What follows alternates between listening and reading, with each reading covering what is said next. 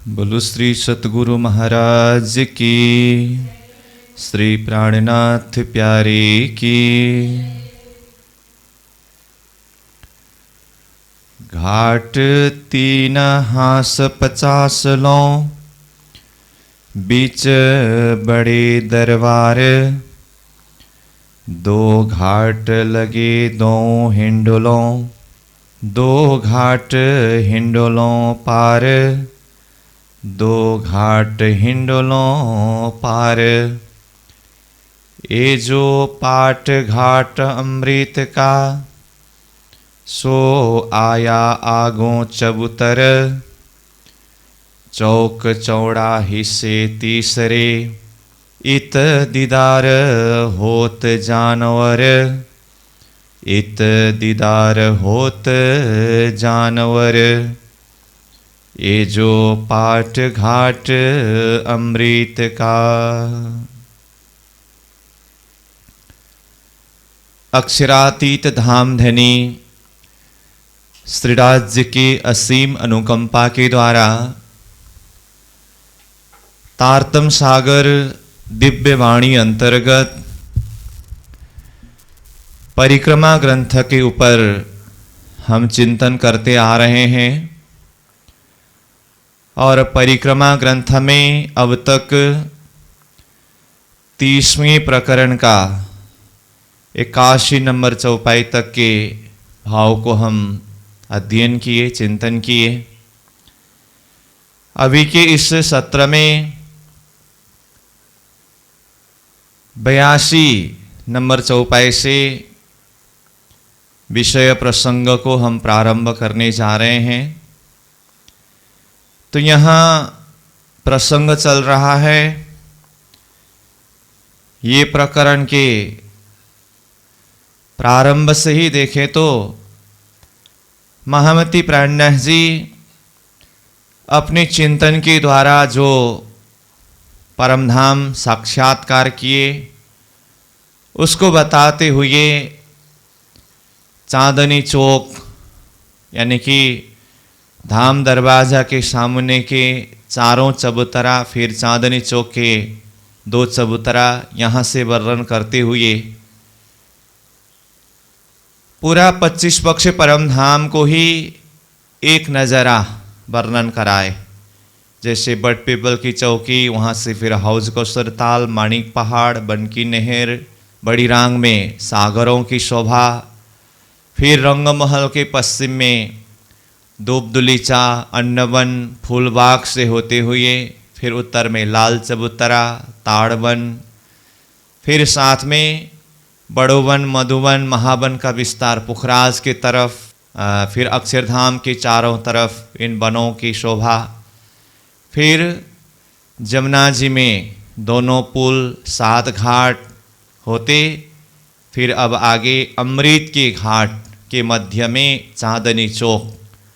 तो यहाँ तक पहुँचे। तो चांदनी चौक से ही प्रारंभ करके पूरा 25 पक्ष परम धाम का एक नज़रा कराते हुए फिर 7 घाटों के शोभा को बताते हुए विशेष अब ये 82 नंबर चौपाई जहाँ से अभी हम प्रारंभ करने जा रहे हैं, ये चौपाई के द्वारा 7 घाटों के बीच में अमृत घाट के मध्य में चांदनी चौक किस तरह से स्थित है ये बता रहे हैं। तो चौपाई को देखें। ये जो पाट घाट अमृत का, सो आया आगों चबूतर। चौक चौड़ा हिस्से तीसरे, इत दीदार होत जानवर। ये जो पाट घाट अमृत का, अमृत के घाट के सामने में जमुना जी में कहे तो पाट का घाट, और पाट घाट के सामने में 7 वनों की शोभा में से कहे तो मध्य में अमृत का घाट। तो ये बिल्कुल आमने सामने में ही है। इसलिए जब कभी अमृत का घाट करके वहीं से पाट घाट को समझना होगा, कभी पाट घाट कहेंगे उसी से अमृत के घाट को भी समझना होगा। तो तो यहाँ पाट घाट और अमृत घाट को कहा। फिर कहते हैं सो आया आगो चबूतरा। चबूतरा मतलब रंगमहल के चबूतरा के सामने में यह अमृत का घाट, और अमृत के घाट के सीधा सामने में जमुना जी में पाट का घाट आया है। चौक चौड़ा हिस्से तीसरे। अब ये तीसरे चरण से चांदनी चौक का लोकेशन अथवा चांदनी चौक का वर्णन कर रहे हैं। तो धाम के चबूतरा के सामने में अथवा धाम के सामने में अमृत का घाट आया, जिसके साथ में लगते हुए जमुना जी में पाट घाट है। और यह अमृत के घाट जो धाम के साथ में लग करके आया है, तो 500 मंदिर के चौड़ाई में से तीसरे हिस्सा एक भाग मध्य में चांदनी चौक है। ये पहले भी प्रसंग में हम चर्चा कर रहे थे। 500 मंदिर की चौड़ाई में इसको 3 भाग किया, तो मध्य में चांदनी चौक 166 मंदिर का लंबा चौड़ा हुआ, और चांदनी चौक के दोनों तरफ उत्तर दक्षिण दोनों तरफ अमृत वन 167 मंदिर का है। तो इस तरह से अमृत घाट का ही तीसरे हिस्सा में चांदनी चौक है। ये चौड़ाई तरह का हिसाब हुआ। अगर लंबाई तरह के कहे तो घाट का वैसे वृक्ष के हिसाब से देखेंगे तो जमुना जी की किनार तक, यानी कि पाल के किनार तक वृक्ष गए हैं। उस अर्थ में देखेंगे तो 3000 मंदिर का लंबा एरिया घाट के वृक्ष वाला एरिया है। परंतु घाट के ही अपने स्वतंत्र जगह को देखें तो 2000 मंदिर का लंबा है। धाम दीवाल से 2000 मंदिर का लंबा घाट का एरिया पूरा होने के बाद बंदिश का रोज सामने में आता है। तो ये लंबाई के तरफ की 2000 का ही हिसाब करें तो चांदनी चौक ने 166 मंदिर का जगह लिया, तो फिर लंबाई के तरफ 1834 मंदिर का जगह अमृत वन का है। तो ये बीच में धाम दीवाल से लगते हुए चांदनी चौक है। तो इसको कहा चौक चौड़ा हिस्से तीसरे। किसके तीसरे हिस्से में? अमृत के घाट के चौड़ाई के तरफ के तीसरे हिस्से में मध्य में चौक मतलब चांदनी चौक है। अब वो चांदनी चौक में पशु पंखियों के दीदार और पशु पंखियों के खेल तमाशे होते हैं। तो ये तो बहुत बार चर्चा आया है। 2 वक्त धनी के दर्शन के लिए परम धाम के पशु पंखी जानवर आते हैं ना, तो यही चांदनी चौक में आते हैं। तो कहा इत दीदार होत जानवर। इत मतलब यहाँ चांदनी चौक में दीदार होता दर्शन होता है अथवा दर्शन करते हैं जानवर। किसके दर्शन? धामधनी के दर्शन करते हैं, मतलब धामधनी का दर्शन होता है जानवरों को यहाँ चांदनी चौक में। आगे ता बीच चौड़े 2 चबूतरे, ऊपर हरा लाल दरखत, छाया बराबर चबूतरे, ये निपट शोभा है इत। अब अमृत वन के तीसरे हिस्सा में मध्य में चांदनी चौक कहा। फिर अब वो चांदनी चौक में 2 चबूतरे। तो ता बीच मतलब उस चांदनी चौक के बीच में, मतलब बीच में अंदर चांदनी चौक के अंदर चौड़े 2 चबूतरे। चौड़ाई की तरफ बीच में 2 चबूतरे हैं। और 2 चबूतरा कहाँ किस तरह से है ये तो जानते हैं। उसको फिर भी देखें तो जैसे मानो हम चांदनी चौक के उत्तर के किनार में खड़े हैं। अब यहाँ से दक्षिण की तरफ जाते समय कितने मंदिर पार करने के बाद पहला चबूतरा आएगा?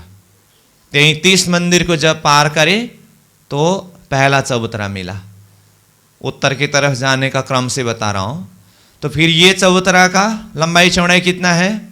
33 मंदिर का लंबा चौड़ा है। मतलब 33 मंदिर चले तो उत्तर की तरफ की चबूतरा का दक्षिणी किनार में पहुंचे। अब ये उत्तर की चबूतरा की दक्षिणी किनार से फिर कितने मंदिर चले? 34 मंदिर चले तो दक्षिण के तरफ की दूसरा चबूतरा जिसके उत्तरी किनारे में पहुंच जाते हैं। इसका अर्थ दोनों चबूतरा के बीच में 34 मंदिर का संधि है। और फिर दक्षिण के तरफ का चबूतरा का भी लंबाई चौड़ाई 33 मंदिर का ही है। तो 33 मंदिर आगे बढ़ चले तो दक्षिण के चबूतरा के दक्षिणी किनारे में पहुंचे। तो चबूतरा के दक्षिणी किनारे से फिर चांदनी चौक के दक्षिणी किनारे तक बीच में कितने मंदिर की जगह है? 33 मंदिर का ही जगह है। इस तरह से मध्य से देखे तो दोनों चबूतरा के मध्य में 34 मंदिर, 34 मंदिर की दूरी में दोनों चबूतरा 33 मंदिर का लंबा चौड़ा, और दोनों चबूतरा से दोनों तरफ उत्तर दक्षिण दोनों तरफ 33 मंदिर। तो ये तो सब हिसाब जानते ही है। तो ये कहा ता बीच चौड़े 2 चबूतरे। अब वो 2 चबूतरा में ऊपर हरा लाल दरखत, एक चबूतरा में एक दरखत यानी कि वृक्ष। हरा वृक्ष किस दिशा के चबूतरा में है? दक्षिण दिशा के तरफ। और लाल वृक्ष उत्तर दिशा के तरफ की चबूतरा में है। तो दोनों चबूतरा में एक 2 वृक्ष हुआ। छाया बराबर चबूतरे। अब चबूतरा में छाया, जितने एरिया में चबूतरा है, चबूतरा के ऊपर जो वृक्ष आया है, वृक्ष का ऊंचाई 2 भोम तीसरी चांदनी का है। तो ये दोनों छज्जा वृक्ष के ऊपर जो आया है, तो ये बिल्कुल चबूतरा के बराबर यानी कि 33 मंदिर के लंबे चौड़े ही यह छज्जा का विस्तार है। तो वृत्ति में शब्द आया ना, न चबूतरा से 1 इंच बाहर है, न चबूतरा से 1 इंच भीतर है। तो ये शब्द किसके आधार पर आया? ये चौपाई के आधार पर आया। देखिए, छाया बराबर चबूतरे, बिल्कुल चबूतरा के बराबर में ही ऊपर वृक्ष की डाली है और जिसके कारण नीचे चबूतरा में छाया पड़ा है। ये निपट शोभा है इतना, ये निश्चय रूप में ही ये चबूतरा, वृक्ष और वृक्ष की डाली की छाया, ये सारी शोभा निश्चय रूप में ऐसे सुशोभित है। लंबा चौड़ा चारों हासों बराबर दोरी बंद, अनेक रंग बन इतका शोभित अनेक सनंद। अब इसमें लंबा चौड़ा चारों हासों, पहले तो चांदनी चौक को देखिए। चांदनी चौक चारों हास, 4 हास में बिल्कुल लंबा चौड़ा समान है। 166 मंदिर का लंबा चौड़ा, चारों हास बराबर है। बराबर दोरी बंदा, बिल्कुल 1 इंच भी दाया बाया नहीं है। दोरी बंदा मतलब सीधा सीधा बराबर है। अनेक रंग बन इतका। अब चांदनी चौक का वर्णन होने के बाद चांदनी चौक में तो 2 ही वृक्ष है, तो वो एक हरा और एक लाल वृक्ष आया।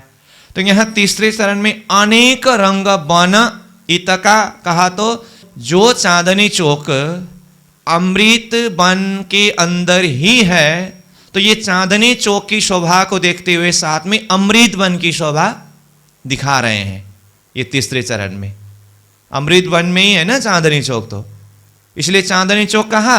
तो तीसरे चरण में कहा अनेक रंग बन इतका। इतका मतलब ये चांदनी चौक के साथ में जो अमृत का वन जिसमें वृक्ष आया है, वहां पर अनेक रंग है।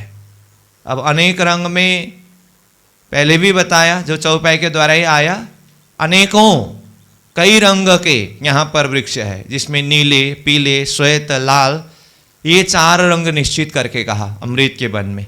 तो यहाँ कहा अनेक रंग वन इतका, यहाँ का अमृत का घाट का। शोभित अनेक सनंद, सनंद मतलब प्रकार, अनेकों प्रकार से सुशोभित है यह वन, ये वनों के रंग। बन गिरदवाए अरस के, देख आए आगों द्वार, कहे ना सको हिस्सा कोट मां, अरस बन कह्या अपार। अब अमृत वन को देखा, फिर समग्र में देखे तो पूरा चारों तरफ के वन को देख करके आए ना। चारों तरफ कहने से रंगमहल के ही चारों तरफ कहे वो भी देख लिया। बट पीपल की चौकी को देखा, फूलबाग को देखा, उत्तर की तरफ बड़ो वन ताड़ वन को देखा, सामने में आकर के सातों घाटों को देखा, तो गिरदवाए के सारे वन।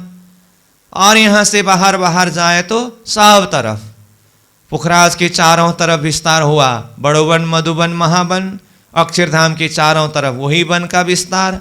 दक्षिण दिशा के तरफ देखे तो कुंज निकुंज वन का विस्तार। तो ये सारा जवीरों की नहर से अंदर वनों के विस्तार है। बाहर भी देखे तो चाहे जवीरों की नहर में हो, माणिक पहाड़ की हद में हो, बन की नहर में हो, छोटी रांग में, बड़ी रांग में, सब तरह वनों का विस्तार है। तो ये सबको समझना होगा। वन गिरदवाए अरस के, देख आए अरस द्वारा। ये सारे वनों के शोभा को देखते हुए हम कहाँ आ पहुंचे? अरस द्वार के सामने में, रंगमहल के दरवाजा के सामने में आ गए। अब ये सारे वनों की शोभा को देखने से क्या कहते हैं?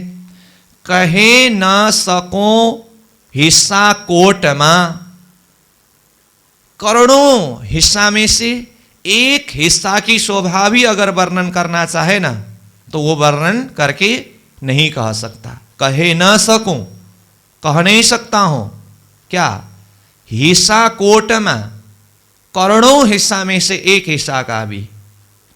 अरस बन कह्या अपार, इसलिए परम धाम के वन अपार कहा है, उसका कोई पारवार ही नहीं है। वन में फिर के देखिया, अरस अजीम के गिरदवाए, एकल छाया बन की, तले जिमी जोत कही न जाए। चारों तरफ वनों की शोभा को घूम करके फिर करके देखिए। वन में फिर के देखिया, चारों तरफ के वन में फिर करके घूम करके देखा, परिभ्रमण करके देखा। कहाँ? अरस अजीम के गिरदवाए। अरस अजीम परमधाम रंगमहल के गिरदवाए, चारों तरफ ये वनों की शोभा को देखा। तो सब तरफ देखने से ऐसा शोभा हो रहा है, एकल छाया बन की, मानो कि सब तरफ के वन की एक ही छाया हुआ हो। मतलब सबका एक आपस में वो छतरी मिल करके आया है ना, तो सब तरफ देखने से एकल छाया ऐसा नजर आता है। कहने का अर्थ, रंगमहल के सामने में जो 7 घाट है, 7 घाट का तो एक आपस में छतरी मिल करके आया ही है। जब ये नारंगी का घाट और बट पीपल की चौकी आमने सामने में आया है, तो ये दोनों वृक्षों की छतरी भी आपस में मिले कि नहीं मिले? तो ये भी तो मिले हैं। हालांकि नारंगी का घाट 2 भोम ऊंचा है और बट पीपल की चौकी 4 भोम ऊंचा है, लेकिन अपनी अपनी ऊंचाई जहां तक है वहां तक छतरी का मिलन हुआ। और उधर उत्तर की तरफ देखिए, लिबोई का घाट और उत्तर की तरफ के ताड़वन, ये भी आपस में मिले हैं। तो यहाँ भी वृक्ष का आपस में मिलन होता है। और वही फिर पश्चिम की तरफ विस्तार होकर के गए तो आपस में उनका भी छतरी एक आपस में मिला है।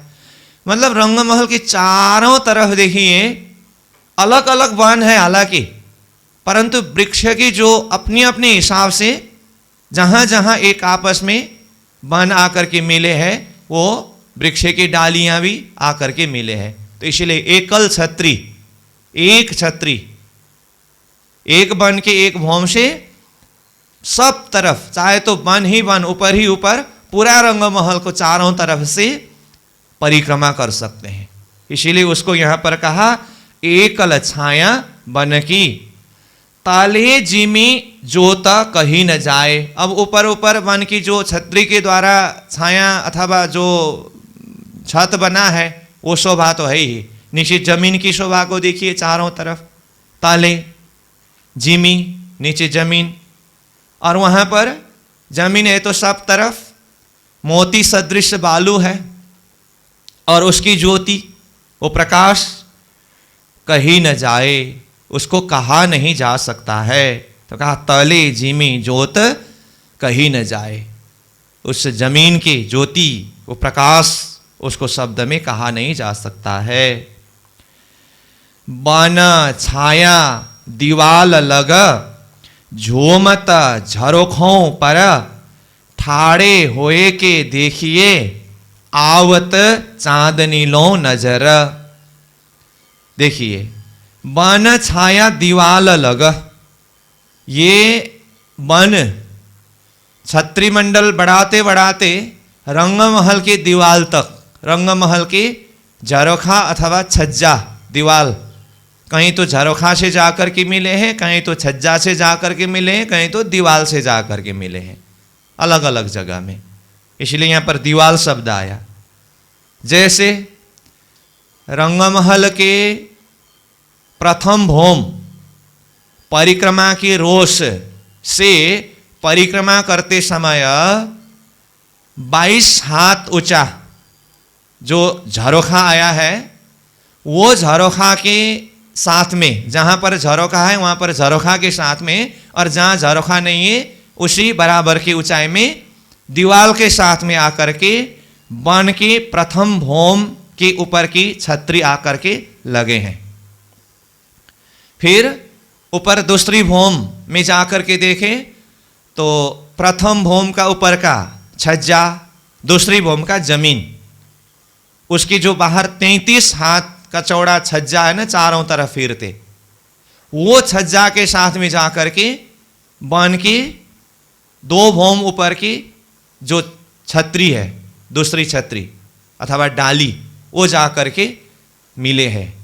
तो पूर्व तरफ रंगमहल के सामुन्य में जो 3 घाट आया है, ये तीनों घाटों के वृक्ष ने 1500 मंदिर में ही, उसमें से अब चांदनी चौक जहाँ पर आया है वो 166 मंदिर के जगह, वहाँ वृक्ष की डाली आकर के धाम की दीवार के साथ में नहीं लगते हैं। चांदनी चौक की जगह के अलावा बाकी पूरा 1500 मंदिर में ये घाट के वृक्ष जो 2 भौम तीसरी चांदनी है, तो दोनों छतरी आकर के धाम की दीवार और छज्जा के साथ में मिलन किया। दक्षिण की तरफ जाकर के देखिए बट पीपल की चौकी, तो प्रथम भौम की जो छतरी है वृक्ष की डाली, वो तो परिक्रमा के रोष से 22 हाथ ऊंचा झरोखा, और झरोखा के ही बराबर में जो दीवार आया है वहां जाकर के वो वृक्ष के छतरी ने अथवा छज्जा ने मिलन किया है। और वहां से ऊपर बाकी दूसरी भौम तीसरी भौम ऊपर देखे तो बट पीपल की चौकी की जो 4 भौम 5वीं चांदनी कहा ना, तो ये पहला छज्जा तो परिक्रमा के रोज से 22 हाथ ऊंचाई में है, उसके ऊपर कितने छज्जा आएंगे? 3 छज्जा। 4 भौम के 4 छज्जों में से 1 भौम नीचे आया तो ऊपर और 3 छज्जे हैं ना, तो तीनों छज्जे दूसरी भौम के जमीन के, अब प्रथम भौम के हिसाब से कहेंगे तो छात, लेकिन दूसरे हिसाब से कहेंगे तो दूसरी भौम के बाहर के वो 33 हाथ का चौड़ा छज्जा, तीसरी भौम के छज्जा और चौथी भौम के छज्जा, इसके साथ में जाकर के पूरा 1500 मंदिर एरिया में ही बट पीपल की चौकी की वृक्ष के छज्जा जाकर के मिले हैं, ये शोभा। फिर पश्चिम दिशा के तरफ देखे, फूलबाग की वृक्ष ने जाकर के रंगमहल के छज्जा के साथ में मिलन कराया, पूरा 1500 मंदिर के एरिया ही। और उत्तर तरफ जाएं, 1200 मंदिर में जो लाल चबूतरा आया है ना, लाल चबूतरा के सामने में जो बड़ोवन का वृक्ष आया है, ये बड़ोवन के वृक्ष ने रंगमहल की तरफ छतरी बढ़ा करके लाल चबूतरा के ऊपर पूरा वो छज्जा वृक्ष की डाली जाकर रंगमहल के वो भौम के छज्जा के साथ में मिलन किया। फिर ताड़वन की जगह में ताड़वन के ही वृक्ष ने जाकर के अथवा ताड़वन में आया हुआ वृक्ष ने जाकर के मिलन किया है। तो इस तरह से देखे तो पूरा रंगमहल के चारों तरफ जो भी बनाया है, सारे वनों ने अपनी अपनी हिसाब से रंगमहल के साथ में जा करके, जैसे कहा, कहीं झरोखा के साथ में, कहीं दीवाल के साथ में, कहीं छज्जा के साथ में, वृक्ष की छज्जा ने मिलन कराया। इसका अर्थ क्या हुआ? रंगमहल के अब जिन जिन भौम के साथ में जाकर के ये वृक्ष के छज्जा ने मिलन कराया है, उस भौम से सीधा मंदिर के दरवाजा से बाहर निकल करके वो जो रंगमहल का ही अपना जो 33 हाथ का चौड़ा छज्जा है, वो छज्जा से होकर के सीधा वृक्ष के भौम अथवा डाली, उसमें से होकर के आप बन के कहीं पर भी जाना चाहे जा सकते हैं। ऐसी सुंदर शोभा है। तो ये शोभा को यहां पर बताया गया कि वन छाया दीवाल लग, तो किस दिशा में? चारों दिशा में। हाँ, अब झूमत झरोखों पर, अब वहां पर जाकर के डालियां लगे हैं, तो वहां पर थोड़ा सा वो डालियों में लगे हुए बेलियां, पात, ये तो झूमते ही है वो शोभा। ठाड़े हुए के देखिए, अब यहां ये वृक्षों की डाली अथवा उसके ऊपर चांदनी में बैठ करके देखिए, तो ये देखने के लिए वैसे तो मैंने चारों तरफ का नज़ारा बताया कि वृक्षों ने किस तरह से रंगमहल के साथ में मिलन किया है, लेकिन अब ये शोभा को पूर्व के तरफ, घाट के तरफ के वृक्ष के ऊपर चांदनी में बैठ करके देखिए। बाकी तो अन्य जगह से भी देखने से दिखाई देगा, ऐसी बात नहीं कि पूर्व से ही देखने से दिखाई देगा, फिर भी एक निश्चित जगह में बैठ करके देखना हो तो पूर्व की तरफ जो घाट में आया हुआ वृक्ष के चांदनी में बैठ करके देखिए। कौन सी चांदनी? 2 भौम तीसरी चांदनी है ना, वो चांदनी में बैठ करके ऐसे खड़े होकर के देखिए तो धाम की तरफ कहाँ तक नजर में आता है? ठाड़े होए के देखिए, खड़े होकर के देखिए, आवत चांदनी लो नजर, रंगमहल के ऊपर 10वीं चांदनी तक की सारी नजरा दिखाई देता है। ये शोभा, चाहे तो आप बड़ पीपल की चौकी की भौम में चांदनी में जाकर के देखिए, वहां से भी 10वीं चांदनी तक की नजरा दिखाई देता है। चाहे तो उधर पश्चिम में फूलबाग के वृक्ष के ऊपर चांदनी में जाकर के देखिए, खड़े होकर के, वहां से भी चांदनी तक की नजरा दिखाई देता है। अब उत्तर दिशा में तो बड़वन के वृक्ष ने अपना ऊंचाई ही 10वीं चांदनी तक ले गया है, तो वो वृक्ष के चांदनी में जाकर के देखेंगे तो बिल्कुल सामने में ही बराबर ऊंचाई में रंगमहल की चांदनी की शोभा दिखाई देगा। ताड़बन में भी वही है, तो चारों तरफ की शोभा। तो विशेष यहाँ पूर्व की तरफ से देखना है, फिर भी चारों तरफ से वो चिंतन करके दिल दिमाग में सजाना है। ठाड़े हुए के देखिए, आवत चांदनी लो नजर। अब आगे देखिए, फिरती गिरदवाए चांदनी, नवों भौम झरोखे, गिरदवाए बिचारी गिनती, 6000 हर हार के। कहा फिरती गिरदवाए चांदनी, गिरदवाए चारों तरफ फिरते हुए ये मंदिरों की शोभा अथवा झरोखाओं की शोभा को देखिए। चांदनी मतलब चांदनी तक, ऊपर 10वीं चांदनी तक पूरा फिर करके देखिए। नवों भौम झरोखे, नवों भौमों में झरोखों की शोभा चारों तरफ दिखाई देता है। गिरदवाए बिचारी गिनती, अब गिरदवाए चारों तरफ के नवों भौमों के, गिरदवाए मतलब चारों तरफ के, और नवों भौम शब्द आए ना ऊपर ही, तो नवों भौमों के सारे झरोखों को देखिए। 6000 हर हार के, प्रत्येक एक भौम में एक हार है। बाहर तरफ जहां झरोखा दिखाई देता है ना, तो इसको थोड़ा सहज हिसाब से कहूं तो चलो एक भौम में आइए, रंगमहल के एक भौम, चलो प्रथम भौम में आइए। प्रथम भौम में 6,000 मंदिरों के कितने हार हैं? 2 हार हैं। 2 हार में से बाहर की तरफ देखने से तो बाहरी हार, मंदिर का बाहरी तरफ का झरोखा दिखाई देता है ना, तो इस हिसाब से देखेंगे तो एक भौम में 6,000 मंदिर का एक हार, उसमें झरोखा। समझ में आई बात? तो एक भौम में 6000 मंदिर के एक हार के बाहरी तरफ के 6000 झरोखे। तो एक भौम में 6000 मंदिर है एक हार में, तो ऐसे ऊपर ऊपर कितने भौम तक बता रहे हैं? 9 भौमों में बता रहे हैं, ये बात है। तो फिर से देखिए, गिरदवाए बिचारी गिनती 6000 हार हार के, हार हार के शब्द से हार भौम के हार हार के ऐसा समझना पड़ेगा। हार हार कहने से एक भौम में एक हार है ना 6000 का, तो हार हार शब्द क्यों आया? 9 भौम तक देखना है, और वो मंदिर के हार देखने से मंदिर में आया हुआ झरोखा को देखना है। इसीलिए एक भौम के एक हार में 6000 झरोखा, दूसरे भौम के एक हार में 6000 झरोखा, तीसरी भौम के एक हार में 6000 झरोखा, इस तरह से सब में देखना है। यही आत्म को पूछ के 9 भौम करो विचार, ले भौम से लग चांदनी, ये भी हारे 6000। तो कहा यही आत्मा को पूछ के, आत्मा को पूछ के मतलब अंतर आत्मा से चिंतन करके विचार करके 9 भौम करो विचार। 9 भौमों के, ये मंदिरों की शोभा और मंदिरों में आए हुए झरोखों की शोभा को विचार करके देखिए।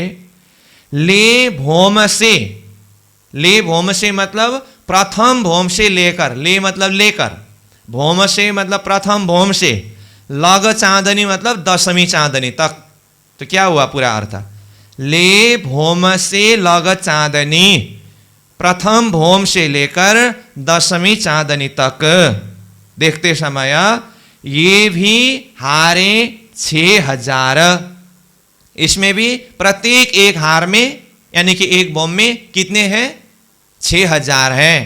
तो ये भी हारे 6000 कहने का मतलब पूरा फिर प्रथम भौम से 10वीं भौम तक करके 6000 ही ऐसा नहीं, एक भौम में 6000, इतना तो समझते हैं ना।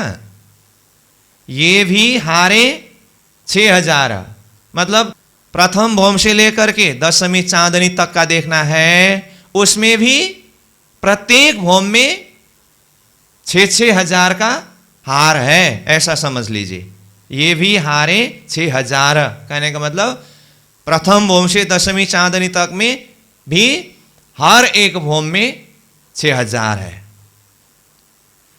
हार हार चढ़ती नव नव, हार हार मतलब हार भौम के, एक भौम के एक हार में 6000 है, तो ऐसे चढ़ते चढ़ते 9 एक एक झरोखा के ऊपर ऊपर देखे तो सीधा सीधा, जैसे एक झरोखा को पकड़िए एक भौम से, सीधा ऊपर गिनती करिए कितने हैं? 9। वहां से आगे परिक्रमा करके जाइए, दूसरा झरोखा के सामने में जाए, वहां खड़ा होकर के सीधा ऊपर तक देखिए कितने झरोखा दिखाई दे रहा है? 9।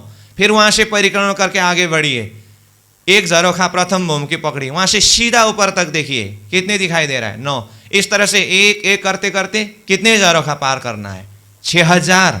और 6000 ही झरोखा ऊपर ऊपर 9 मतलब 9 भौम के। ये कहा हार हार चढ़ती नव नव 6000 फिरती हार हार। देखिए फिरते समय 6000 है, तो प्रत्येक एक एक में खड़े होकर के ऊपर के हार गिनती करेंगे तो 9 भौम के 9 झरोखे हैं, ऐसा कहा। समझ में आ रही है ना? कुल मिलाकर के सार रूप में कहना इतना है, प्रत्येक भौम के 6,000 झरोखे 9 भौम तक की शोभा ये बता रहे हैं, सीधा इतना ही है बात। अब यहाँ पूरा 9 भौम तक के झरोखा गिनती करके बताए। जमा भये 9 भौम के अर्ध लाख 4000, तो कुल मिलाकर के 9 भौम के संपूर्ण झरोखा की संख्या कितना हुआ? अर्ध लाख 4000 इक्वल टू कितना होता है? 54,000 होता है। अर्ध लाख मतलब 50,000 प्लस 4000, तो 50,000 और 4000 जोड़ने से 54,000 होता है। तो आप खुद हिसाब करके देखिए, 6000 गुना 9 भौम, तो 6 गुना 9 कितना? 54, और 1000 तो 54,000, जिसको यहाँ पर अर्ध लाख 4,000 मतलब 54,000 झरोखा इस तरह से वर्णन किया। ठीक है, अब इसमें थोड़ा सा एक बता ही देता हूँ। अब यहाँ समग्र रूप में वर्णन कर रहे हैं इसीलिए ये है, बाकी लाल चबूतरा के झरोखा वो तो आपके दिल दिमाग में है ही। यहाँ समग्र वर्णन हो रहा है ये हिसाब करके, तो कितना बारीकी से वर्णन किया है। ऐसे ऐसे ही चौपाई के सूत्र के द्वारा फिर पूरा रंगमहल विस्तार होकर के वृत्ति के द्वारा वर्णन हुआ है। अब आगे बढ़ते हैं। झरोखे कई विध के गिनती होए क्यों कर, कहूँ जुदे जुदे कहूँ शामिल, ये लीजो दिल धारा। अब एक बार तो पूरा झरोखा के संख्या स्वभाव बता दिए। अब झरोखा भी कई तरह के हैं, कहीं अलग अलग झरोखा है, कहीं शामिल एक आपस में जुड़ा हुआ मिला हुआ ऐसा झरोखा भी है। तो बताए झरोखे कई विध के, कई प्रकार के मतलब अलग अलग प्रकार के, गिनती होए क्यों कर। वो अब कई प्रकार के झरोखा सब यहाँ गिनती करने लगो तो फिर उसका कैसे गिनती होगा? हैं? सारा झरोखा इतना ही है ऐसी बात नहीं है। तो ये तो एक एक मंदिर के एक एक झरोखा के हिसाब से इतना गिनती बताया गया है। बाद में अब ये प्रकरण पूरा होने के बाद आगे आ रहा है 10वें भौम का वर्णन। तो वहाँ जब तीसरी भौम में प्रसंग पहुँचेगा ना, वहाँ तीसरी भौम में ये पड़साल की जगह है ना, वहाँ पर 10 मंदिर का झरोखा, 10 मंदिर का चौक, 10 मंदिर का दहलान, इस तरह से आएगा। वहाँ पहुँचने से खुलासा करेंगे, लेकिन अभी मैं खाली इतना संकेत कर रहा हूँ कि 10 मंदिर बराबर का एक ही झरोखा ऐसा वर्णन आता है। तो यहाँ तो अभी तो एक एक मंदिर के एक एक झरोखा ही वर्णन आया है ना, इसीलिए यहाँ शब्द आया कि ऐसे कई तरह के झरोखा है, कोई अलग अलग है, कोई आपस में मिल करके आया है। वो सब तो कहाँ से गिनती करके बताऊं? इसका अर्थ अन्य भी कई तरह की झरोखा है, दिल दिमाग में इतना रखिए। गिनती होए क्यों करा, कैसे गिनती होगा? कहूँ जुदे जुदे, कहा ना कहीं अलग अलग है, कहूँ शामिल, कहीं शामिल एक साथ में मिल करके आया है। जैसे कि शामिल वाला झरोखा थोड़ा सा आपको नजरा करा दूं, और तीसरे भौम को तो मैंने थोड़ा सा संकेत किया, उसको बाद में और खुलासा करना ही होगा, चौपाई आएगा ही तो। और बाकी जगह में देखिए, प्रथम भौम में दरवाजा के सामने का जो 2 मंदिर लंबा चौड़ा चौक है, उस चौक के दाएं बाएं 4 मंदिर का लंबा 2 मंदिर का चौड़ा चबूतरा है ना। प्रथम भौम में तो चबूतरा है। दूसरी भौम में जाने के बाद ये चबूतरा के ऊपर की जो बैठक शोभा है ना, उसको एक एक झरोखा करके ऐसा भी वर्णन आता है। इस हिसाब से देखेंगे तो एक झरोखा में कितने मंदिर शामिल हो गए? 4 मंदिर, दोनों तरफ 4-4 मंदिर का, और चौड़ाई कहेंगे तो 2-2 मंदिर का, 2 झरोखा। फिर तीसरी भौम में वैसे बारीकी से बताएंगे, बाद में चौपाई आएगा, मैं बोल रहा हूँ। फिर भी अभी चर्चनी के द्वारा थोड़ा सा भी एक झलक है। तो पड़साल तीसरी भौम की विशेषता, क्या क्या मिल के पड़साल बना है इतना तो पता है ना। चबूतरा, दहलान और झरोखा कहा, तो झरोखा कितने मंदिर के लंबा चौड़ा है? 10 मंदिर का लंबा, 2 मंदिर का चौड़ा, एक ही झरोखा है। तो देखिए, तो इस अर्थ में कहूँ जुदे जुदे, समझ में आया? अलग अलग, प्रत्येक मंदिर में एक एक झरोखा के हिसाब से देखेंगे तो अलग अलग झरोखा हुआ। कहूँ शामिल, कहीं शामिल आपस में मिल करके आया, जैसे कि दूसरे भौम में दोनों तरफ की झरोखा संकेत करके बता दिया। तीसरी भौम में और भी जगह में कई ऐसे निशानियां हैं, ऐसे समझना होगा। ये लीजो दिल धारा, ये तो आप स्वयं दिल में धारण करके, दिल से विचार करके समझ लीजिए। हमने समग्र रूप में एक एक मंदिर के एक एक झरोखा के हिसाब से 6000 मंदिर का 9वें भौम तक के 2,04,000 इतना हिसाब बताया। बाकी अपने दिल से विचार करके, चिंतन करके समझ लीजिए। प्राणनाथ जी ऐसा कहते हैं। ठीक है, अब आगे बढ़ते हैं। ये जो एक एक लीजिए दिल में, तो हर हाँ से 30-30, कहूँ एक झरोखा 30 का, कहूँ 10, कहूँ 20। तो यहाँ एक एक मंदिर के एक एक झरोखा के हिसाब से वर्णन हुआ। फिर यहाँ कहते हैं कहीं कहीं 30-30 मंदिर बराबर, मतलब एक एक हांस का मिला करके एक ही झरोखा के हिसाब से वर्णन किया। तो देखिए ये जो एक एक लीजिए दिल में, एक एक झरोखा जो एक एक मंदिर का है ये तो दिल में लीजिए बिठाइए, तो हर हांस से 30 इस हिसाब से देखेंगे तो हर हांस में कितने झरोखे हुए? 30 झरोखे हुए, क्योंकि एक हांस में 30 मंदिर है। तो 30 मंदिर में से एक एक मंदिर में एक एक झरोखा होने से 30 मंदिर में 30 झरोखा।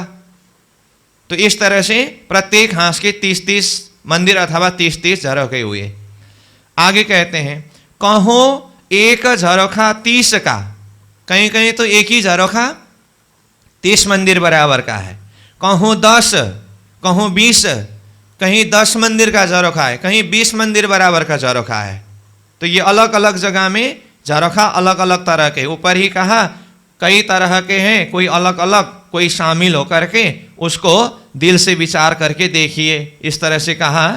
तो ये अलग अलग प्रकार की झरोखा देखने के लिए जैसे एक दो निशानी बताता हूँ। जैसे कि कहा धाम के दरवाजा के हांस में ही दूसरी भौम में ये दोनों तरफ की झरोखा यहाँ पर भी है, और फिर ऊपर तीसरी भौम में देखे तो झरोखा की लंबाई चौड़ाई तो कहा 10 मंदिर का लंबा और 2 मंदिर का चौड़ा, लेकिन वहाँ मंदिर के हिसाब से गिनती करेंगे तो कितने मंदिर की जगह है झरोखा में?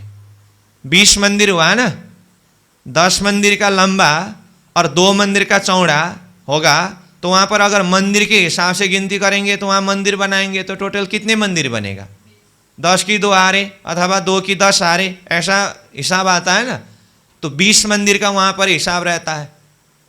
यहाँ से भी देख सकते हैं। या तो बाकी इसको थोड़ा सा चिंतन करने के लिए चले रंगमहल के उत्तर दिशा में, जहाँ पर खड़ोकली है। खड़ोकली की जगह में क्या हुआ है देखिए, पहले नंबर तो इसके लिए खड़ोकली कहाँ पर है ये समझना होगा। इसको समझने के लिए खड़ोकली कहाँ है?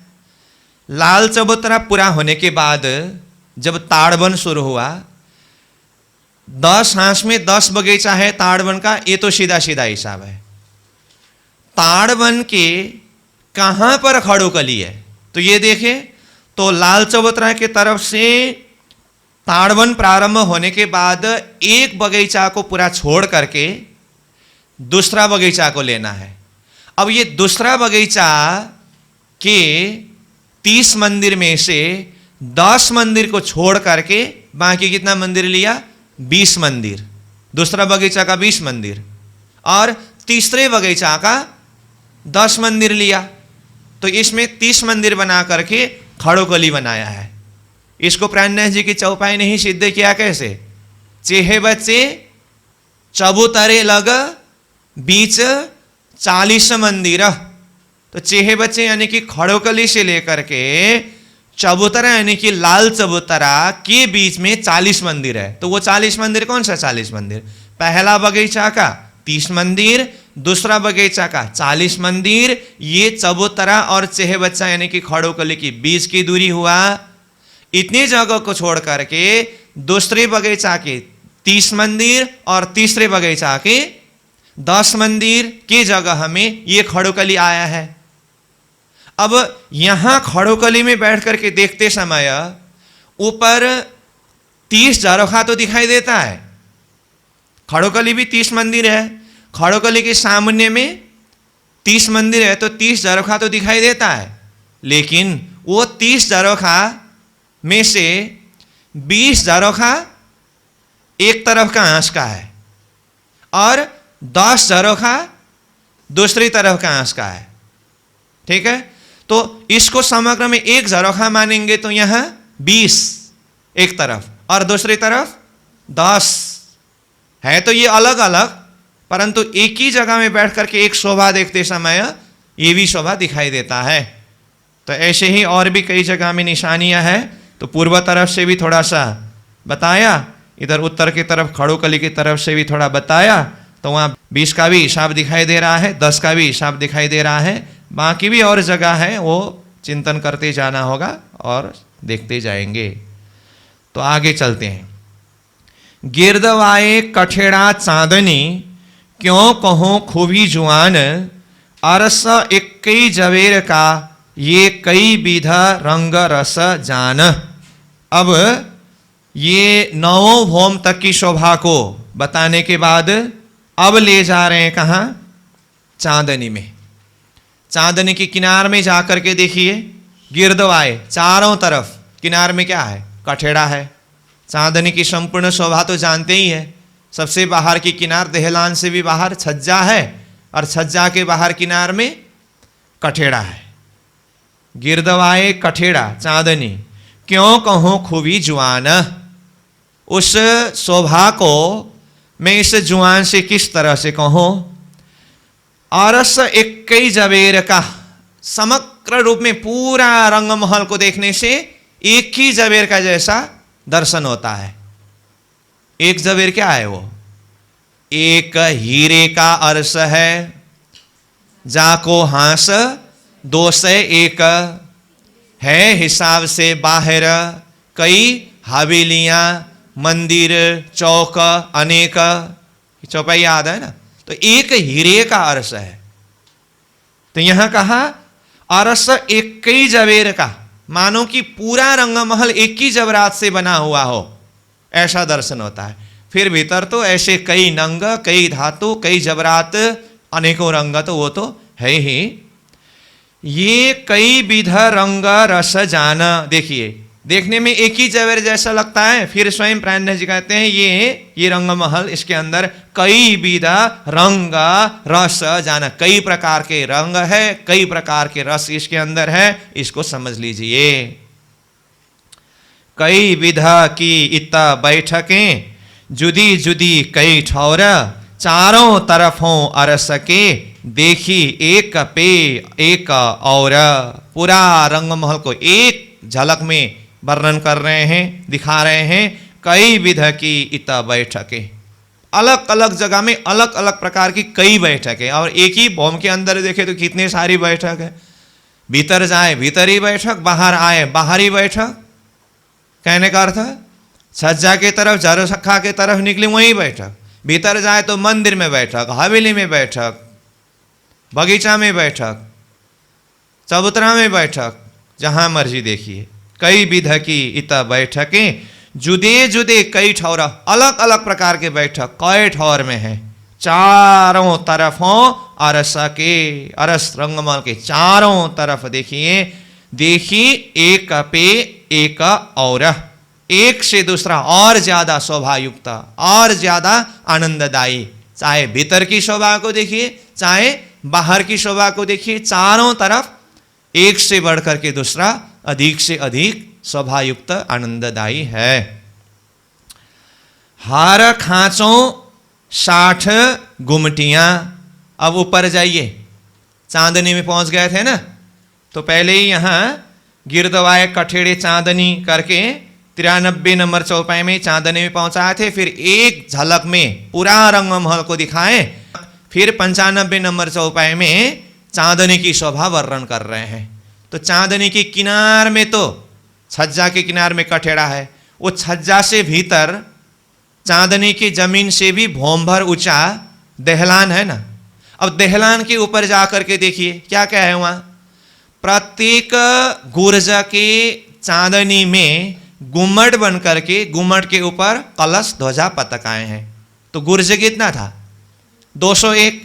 तो 201 गुर्ज के चांदनी में 201 गुम्मट, उसके ऊपर कलश ध्वजा पताकाएं, ये तो है ही। बाकी 6000 मंदिर के ऊपर चांदनी में 6000 दहलान बने, चांदनी से भी भौम भर ऊंचा।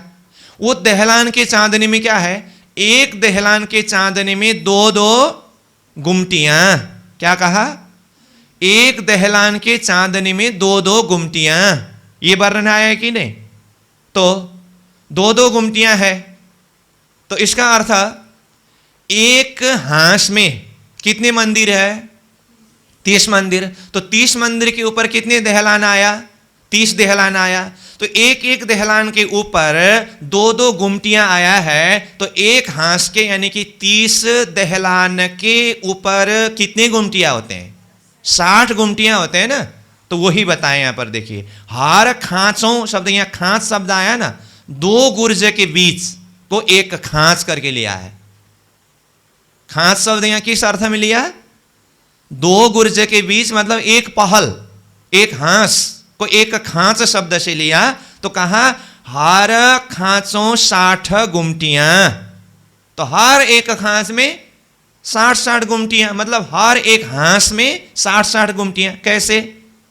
एक मंदिर में अथवा एक दहलान के ऊपर 2 गुमटी, तो 30 मंदिर का हांस है तो 60 हुआ। और हार कहा ऐसे 201 हांस है। अब उसमें से दरवाजा का हांस 10 मंदिर का, उसके दाएं बाएं का 1-1-2 हांस 25 मंदिर का है। इसके अलावा बाकी सब 30 मंदिर का है, वो सब में 60 गुमटियां। ये हार खांचों 60 गुमटियां, शोभित फिरती हार, ऐसे फिरती हार कतार रूप में सुशोभित है चांदनी के किनार में। ये झरोखे कंगूरे बैठक 12,000। अब उसके साथ में झरोखों को देखिए, झरोखा जहां जहां से बाहर देखने की जो बैठकें हैं, और साथ में कंगूरे, कंगूरे भी वर्णन आया। प्रत्येक मंदिर की संधि अथवा ऊपर दहलान के हिसाब से कहें तो दहलान की संधि में कंगूरे है कि नहीं? भीतर तरफ किनार में भी, बाहर तरफ किनार में भी इस तरह से कंगूरे हैं। तो कंगूरे भी 6000 मंदिर की संधि में 6000 कंगूरे एक तरफ, तो भीतर तरफ भी आने से कंगूरों की संख्या कितना हुआ? 12,000 कंगूरे हैं।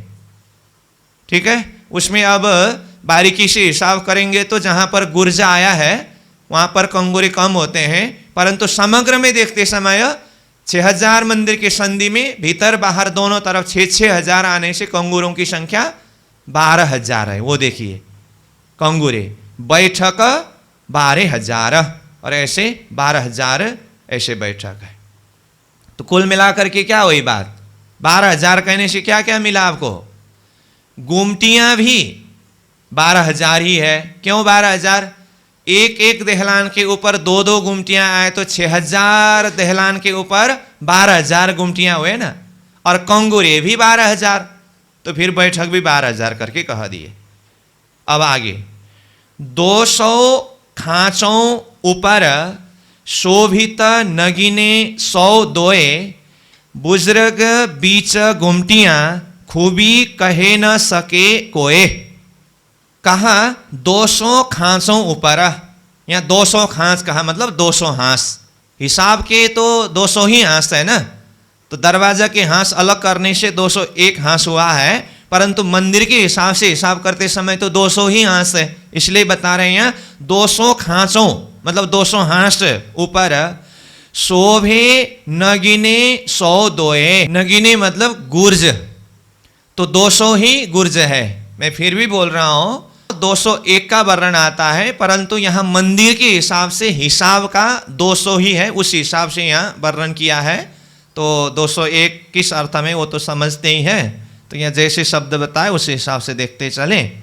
तो कहा फिर बुजुर्ग बीच गुमटियां, इस गुर्जों के बीच में अथवा गुर्ज के ऊपर जो बना हुआ गुम्मट के बीच में बुजुर्ग मतलब ये श्रेष्ठ गुमटियां, गुमटियां शोभायमान है। खूबी कहे न सके कोई, इसकी शोभा को कोई शब्द में कह नहीं सकते। ए जो 201 नगीने, लो देखिए ऊपर पहले 200 कहा तो वो हिसाब के द्वारा, लेकिन उसमें दरवाजा के हांस के कारण 201 पहल बना है, तो 201 ही गुर्ज बने हैं। वो कहा ये जो 201 नगीने कलश बने इन पर, इन विधा की ये रोशनी ये जुआ कहे क्यों करा। तो 201 गुर्ज में ऊपर 201 गुम्मट बना, 201 गुम्मट के ऊपर कलश बना है, इसलिए कहा ये जो 201 नगीने कलश बने 3 पर, उसके ऊपर 201 ही कलश बने हुए हैं। इन विधा की ये रोशनी, अब इस तरह से गुर्ज की रोशनी देखिए, गुम्मट की रोशनी देखिए, कलश की रोशनी देखिए, बाकी दहलान के ऊपर के गुमटियों की रोशनी देखिए, उन गुमटियों में भी कलश है। फिर जो कंगूरे की बात आई वो कंगूरे में भी कलश है, और फिर कंगूरों के बीच में दोनों तरफ किनार में कांगरी की शोभा है। तो ये सारी शोभा, इन विध की ये रोशनी, ये जुआ कहे क्यों करा, इस जुआ से उसको किस तरह से कहा जाए। और कलश ऊपर गुमटियों कहा ना, वो नगीने गुर्ज के ऊपर के गुमट कलश की बात हुई। तो ये चौपाई 98 में फिर देहलान के ऊपर आया हुआ जो गुमटियों का वर्णन हुआ, उसके ऊपर भी कलश, जो मैंने पहले बताया वो यहाँ चौपाई में आ रहा है। गुमटियों के ऊपर के कलश वो बता रहे हैं, कहा और कलश ऊपर गुमटियों। तो कलश के लिए यहाँ और शब्द क्यों आया? इससे पहले 201 गुर्ज के ऊपर की कलश का वर्णन किया ना, तो इसलिए और कलश ऊपर गुमटियों। गुमटियां कितने हैं? 12,000। वो 12,000 गुमटियों के ऊपर कलश है। ये जो कहे कंगूरे 12,000, और कंगूरे भी 12,000 है। फिर हाँ, गुमटियों में भी 12,000 कलश है, साथ में कंगूरे भी 12,000 है, तो उसमें भी कलश आया है। ये ज्योत जुआ ना कह सके, इन सब के ज्योति प्रकाश इस जुआ से कहा नहीं जा सकता है। झलकारों झलकार, झझलाकार रूप से प्रकाश के ऊपर प्रकाश फैलाया हुआ है। कलशों पर जो बेरखे, सो क्यों कहूं रोशन नूर, ये जो बनी बराबर गिरदवाए, हो बीच आसमान जहूर। अब सारे कलश, यहाँ कलश पर बेरखे कहने से कौन से कलश? गुम्मट के ऊपर आया हुआ कलश, गुमटियों के ऊपर आया हुआ कलश, कंगूरों के ऊपर आया हुआ कलश, संपूर्ण कलशों के ऊपर बेरखे हैं, ध्वजा पताकाएं हैं। सो क्यों कहूं रोशन नूर, उसके रोशन, उसके नूर को मैं किस तरह से कहूं। ये जो बनी बराबर गिरदवाए, सब तरफ गिरदवाए, चारों तरफ बिल्कुल बराबर शोभा लिए हुए ये कलश और ध्वजा पताकाएं सब है, उसकी रोशनियां तो है ही। वो बीच आसमान जहूर, जिसके कारण मतलब उस रोशन, उस प्रकाश के कारण आसमान जमीन के बीच पूरा जहूर प्रकाशित हो रहा है। कहे कहे मुख जेता कहे, सो सब हिसाब के माही, और हक हुकुम यो कहत है, ये सिफत पहुंचत नाही। अब मैं मुख से जितना भी कहूं ना, ये तो सब हिसाब के अंदर की बात हुई, शब्द के अंदर की बात हुई। और हक के हुक्म ये कह रहे हैं, जितना भी वर्णन करें यहाँ की सिफत वहां तक पहुंचता ही नहीं। देखिए तो क्या कहा, कहे कहे मुख जेता कहे। अभी तक मैंने मुख से जितना भी वर्णन किया, जितना कहा, सो सब हिसाब के माहे, ये तो हिसाब के अंदर की बात है। और हक हुक्म यो कहता है, हक के हुक्म तो ऐसा कहते हैं क्या, ये सिफत पहुंचत नहीं। ये इसकी सिफत महिमा ये शब्द के द्वारा जो किया जा रहा है वो तो वहां तक पहुंचता ही नहीं, तो फिर शब्द से कितना कहे। महमत कहे ए मोमिनो, ये छोड़िए नहीं एकदम, अब कहूं अंदर अरस की, जो दिए निशान खसम। महामती कहते हैं, हे मोमिनो, हे ब्रह्म सृष्टि सखियां, ये छोड़िए नहीं एकदम। ये मतलब क्या? अभी तक क्या क्या वर्णन किए ये प्रकरण में, ये सारा ये एक ही प्रकरण के अंदर पूरा वर्णन चिंतन करा दिए। अब फिर दोबारा तो बोलना नहीं पड़ेगा, बार बार बोल दिया है।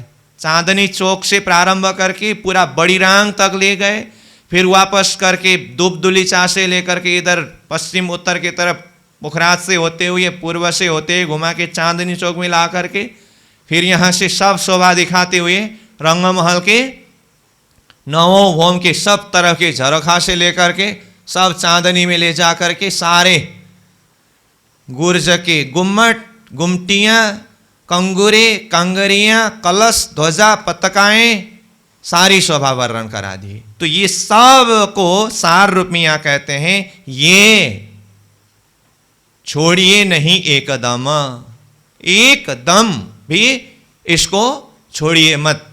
चिंतन करते रहिए, आत्मा को इसी में लगाते रहिए, सुरता को इसी में लगाते रहिए। इतना कहने के बाद अब कहेंगे, ये तो बाहर बाहर की शोभा वर्णन हुआ, अब मूल विषय तो और बाकी है। पूरा रंगमहल के बाहर बड़ी रांग तक की शोभा बताए, और रंगमहल में भी बाहर से देखने की शोभा, झरोखा और सीधा ऊपर चांदने में ले जाकर के ऊपर के शोभा को बताए ना। अब कहते हैं रंगमहल के भीतर की शोभा अब वर्णन करने जा रहा हूं। तो कहा, अब कहूं अंदर अरस की, मूल दरवाजे से अंदर प्रवेश करा करके अरस रंगमहल के भीतर प्रत्येक भोम भोम की शोभा वर्णन करेंगे। तो वो कहने जा रहे हो, इसलिए कहते हैं अब कहूं, अब कहता हूं अंदर अरस की, रंगमहल के अंदर की शोभा और अंदर की सुख, जो दिए निशान खसम। जो अंदर की शोभा किसने निशानी दिया है? खसम। खसम मतलब परमात्मा स्वरूप सतगुरु महाराज ने जो निशानी दिया है, वो मैं अब आगे वर्णन करने जा रहा हूं। तो यहां पर भी खसम की निशानी शब्द आया, ठीक है। तो इस तरह से ये प्रकरण मतलब 30वां प्रकरण पूरा हुआ। अब 31वां प्रकरण में रंगमहल के 10 भोम, प्रथम भोम से क्रमशः 10वें भोम तक के वर्णन करेंगे। उसके लिए यहाँ 30 नंबर के अंतिम में ही कहा, जो दिए निशान खसम। पहले ही आया था ना कई बार, आदि के साक्षी, आदि की शब्द की निशानी के आधार पर कहूँगा करके। तो यहाँ आगे अंदर की शोभा के लिए भी वही भूमिका बना के रखें। तो अभी के लिए हम यहाँ विश्राम करेंगे, फिर अगले सत्र में 31वां प्रकरण को प्रारंभ करेंगे, जिस चौपाई के द्वारा रंगमहल के अंदर की शोभा चिंतन करेंगे। महमत कहे ए मोमिनो, ए छोड़िए नहीं एकदम, अब कहूँ अंदर अरस की, जो दिए निशान खसम, जो दिए निशान खसम। बोलो श्री प्राणनाथ प्यारे की प्रणाम।